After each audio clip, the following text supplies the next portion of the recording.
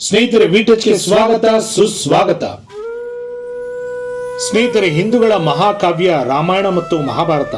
ರಾಮಾಯಣದಲ್ಲಿ ಶ್ರೀರಾಮನ ಜೊತೆ ಕೇಳಿಬರುವ ಹೆಸರು ಆಂಜನೇಯ. ರಾಮನ ಭಕ್ತನಾದ ಹನುಮಂತನಿಗೆ ಈ ಕಲಿಯುಗದಲ್ಲಿ ಭಕ್ತ ಕೋಟಿ ಗಣವೇ ಇದೆ. ಹನುಮಂತ ಚಿರಂಜೀವಿ. ರಾಮನ ಪರಮ ಭಕ್ತನಾದ ಹನುಮಂತನ ನಾಮ ಬಲದಿಂದಲೇ ಸಕಲ ಕಷ್ಟಗಳು ಪರಿಹಾರವಾಗುತ್ತದೆ ಎಂಬ ನಂಬಿಕೆಯೂ ಉಂಟು. ಏಕೆಂದರೆ ಹನುಮಂತ ಸಂಜೀವಿನಿ ಪರ್ವತವನ್ನೇ ಎತ್ತುಕೊಂಡು ಬಂದಂತಹ ಮಹಾಬಲಶಾಲಿ. ಮಾರುತಿಯ ಸಾಹಸದ ಚರಿತ್ರೆಗಳು ಎರಡ. ರಾಮಾಯಣದಲ್ಲಿನ ಸುಂದರ ಕಾಂಡದ ಅಧ್ಯಾಯವು ಒಂದು ಅವಿಸ್ಮರಣೀಯ. ಅಬ್ಬಬ್ಬ, ಮಾರುತಿಯ ಶಕ್ತಿ ಅಗಾಧ. ಹನುಮಾನ್ ಚಾಲಿಸವನ್ನ ಕೇಳೋದ್ರಿಂದಲೇ ಚಂಚಲತೆಯು ದೂರವಾಗಿ ಸಕಾರಾತ್ಮಕ ಶಕ್ತಿ ಮೂಡೋದ್ರಲ್ಲಿ ಅನುಮಾನವೇ ಇಲ್ಲ ಸ್ನೇಹಿತರೆ. ಇಂತಹ ಮಾರುತಿಗೆ ಪಂಚಮುಖಿ ಆಂಜನೇಯ ಸ್ವಾಮಿ ಎಂಬ ಹೆಸರು ಕೂಡ ಇದೆ. ಆ ಹೆಸರು ಹೇಗ್ ಬಂತು ಅಂತ ಈ ಎಪಿಸೋಡ್ನಲ್ಲಿ ನೋಡೋಣ. ಸೀತಾಮಾತೆಯನ್ನು ರಾವಣ ಅಪಹರಣ ಮಾಡಿದ ನಂತರದಲ್ಲಿ ಅನೇಕ ಘಟನೆಗಳು ನಡೆದು ಕೊನೆಯದಾಗಿ ರಾಮನ ಸೈನ್ಯ ವಾನರು ಮತ್ತು ರಾವಣನ ಸೈನ್ಯನ ನಡುವೆ ಭೀಕರ ಕದನವಾಗುತ್ತದೆ. ಯುದ್ಧದಲ್ಲಿ ರಾವಣನ ತಮ್ಮ ಕುಂಭಕರ್ಣ ಹಾಗೂ ಮಗ ಇಂದ್ರಜಿತ್ತು ಮರಣ ಹೊಂದುತ್ತಾರೆ. ಇದರಿಂದ ಕಂಗೆಟ್ಟ ರಾವಣನಿಗೆ ಸೋಲಿನ ಭಯ ಆವರಿಸುತ್ತದೆ. ಹೇಗಾದರೂ ಮಾಡಿ ರಾಮನನ್ನು ಸೋಲಿಸಲೇಬೇಕೆಂದು ಹಠತೊಟ್ಟು ಪಾತಾಳದ ಅಧಿಪತಿಯಾಗಿದ್ದ ತನ್ನ ಸಹೋದರ ಅಹಿರಾವಣನ ಸಹಾಯ ಕೇಳುತ್ತಾನೆ. ಈ ವಿಷಯವು ರಾವಣನ ತಮ್ಮ ವಿಭೀಷಣನಿಗೆ ತಿಳಿಯುತ್ತದೆ. ಅವನು ರಾಮ ಲಕ್ಷ್ಮಣನನ್ನು ಯಾರು ನೋಡದಂತೆ ತಡೆಯಬೇಕೆಂದು ಹನುಮಂತನಲ್ಲಿ ಕೇಳುತ್ತಾನೆ. ಹನುಮಂತನು ತನ್ನ ಬಾಲವನ್ನು ದೊಡ್ಡದಾಗಿ ವಿಸ್ತರಿಸಿಕೊಂಡು ಕೋಟೆ ಕಟ್ಟಿ ಅದರಲ್ಲಿ ರಾಮ ಲಕ್ಷ್ಮಣರನ್ನು ಮುಚ್ಚಿಡುತ್ತಾನೆ. ಆದರೆ ಅಹಿರಾವಣನು ಮಾಯಾವಿ. ಆ ಮಾಯಾವಿ ಅಹಿರಾವಣನು ವಿಭೀಷಣನ ವೇಷದಲ್ಲಿ ಬಂದು ರಾಮನನ್ನು ನೋಡಬೇಕೆಂದು ಹೇಳಿ ಮೋಸದಿಂದ ರಾಮ ಲಕ್ಷ್ಮಣರನ್ನು ಅಪಹರಿಸಿಕೊಂಡು ಹೋಗಿ ಪಾತಾಳದಲ್ಲಿ ಬಚ್ಚಿಡುತ್ತಾನೆ. ಇದನ್ನು ತಿಳಿದ ಹನುಮಂತನು ಪಾತಾಳ ಲೋಕಕ್ಕೆ ಹೊರಡುತ್ತಾನೆ. ಪಾತಾಳದ ಬಾಗಿಲಲ್ಲಿ ವಿಚಿತ್ರ ಪ್ರಾಣಿಯೊಂದು ಎದುರಾಗುತ್ತದೆ. ಅದರ ಮುಖ ವಾನರನಂತೆ, ದೇಹ ಮೀನಿನಂತೆ ಇರುತ್ತದೆ. ಅವನೇ ಪಾತಾಳದ ದ್ವಾರಪಾಲಕ ಮರಕಧ್ವಜ. ಅವನು ಹನುಮಂತನ ಮಗನಾಗಿದ್ದನು. ಲಂಕಾ ದಹನ ಮಾಡಿದ ನಂತರ ಉರಿತಾಪ ತಾಳಲಾರದೆ ಹನುಮಂತನು ಸಮುದ್ರಕ್ಕೆ ಜಿಗಿದನು. ಆಗ ಅವನ ದೇಹದಿಂದ ಬಿದ್ದ ಬೆವರ ಹನಿಯನ್ನು ಒಂದು ಮೀನು ನುಂಗಿತು. ಆ ಮೀನಿನಿಂದ ಹುಟ್ಟಿದವನೇ ಮರಕಧ್ವಜ. ಅವನು ಮಹಾಪರಾಕ್ರಮಿ, ವೀರನೂ ಆಗಿದ್ದನು.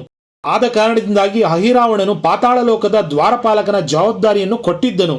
ಹನುಮಂತನಿಗೆ ತನ್ನ ದಿವ್ಯ ದೃಷ್ಟಿಯ ಮುಖಾಂತರ ಇವೆಲ್ಲವೂ ಅರಿವಾಗುತ್ತದೆ. ಮಕರಧ್ವಜನಿಗೆ ಪಾತಾಳದ ಒಳಗೆ ಹೋಗಲು ಬಿಡುವಂತೆ ಕೇಳಿಕೊಳ್ಳುತ್ತಾನೆ.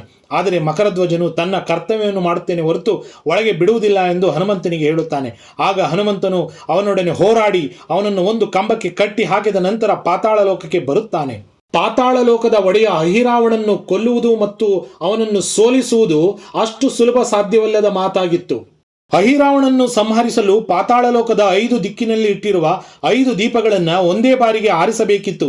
ಆಗ ಮಾತ್ರ ಅಹಿರಾವಣನ್ನು ಸಂಹರಿಸಲು ಸಾಧ್ಯ ಎಂಬುದನ್ನು ತಿಳಿದಿದ್ದ ಹನುಮಂತನು ಶ್ರೀರಾಮನನ್ನು ಮನಸ್ಸಿನಲ್ಲಿ ಸ್ಮರಿಸಿ ಪಂಚಮುಖಿ ಅವತಾರವನ್ನು ತಾಳುತ್ತಾನೆ. ಹಾಗೂ ತನ್ನ 5 ಮುಖಗಳಿಂದ ಪಾತಾಳದ 5 ದಿಕ್ಕಿನಲ್ಲಿದ್ದ 5 ದೀಪಗಳನ್ನು ಒಂದೇ ಸಲಕ್ಕೆ ಆರಿಸಿ ಅಹಿರಾವಣನನ್ನು ಸಂಹಾರ ಮಾಡುತ್ತಾನೆ. ನಂತರ ಬಂಧಿಸಲ್ಪಟ್ಟಿದ್ದ ರಾಮ ಲಕ್ಷ್ಮಣರನ್ನು ತನ್ನ ಭುಜದ ಮೇಲೆ ಕೂರಿಸಿಕೊಂಡು ಯುದ್ಧ ಭೂಮಿಗೆ ಬರುತ್ತಾನೆ. ಹೀಗೆ ಪಂಚಮುಖಿ ಅವತಾರವನ್ನು ತಾಳಿದ ಆಂಜನೇಯನ 5 ಮುಖಗಳು ಹನುಮಂತ, ಗರುಡ, ವರಹ, ನರಸಿಂಹ ಮತ್ತು ಹಯಗ್ರೀವ. ವಾನರ ರೂಪ ಪೂರ್ವದ ಕಡೆ ಇದ್ದು ಸಾತ್ವಿಕತೆ, ಪವಿತ್ರತೆ ಹಾಗೂ ಸಂತೋಷವನ್ನ ಕೊಡುವುದು. 2ನೇ ರೂಪ ನರಸಿಂಹನ ರೂಪ.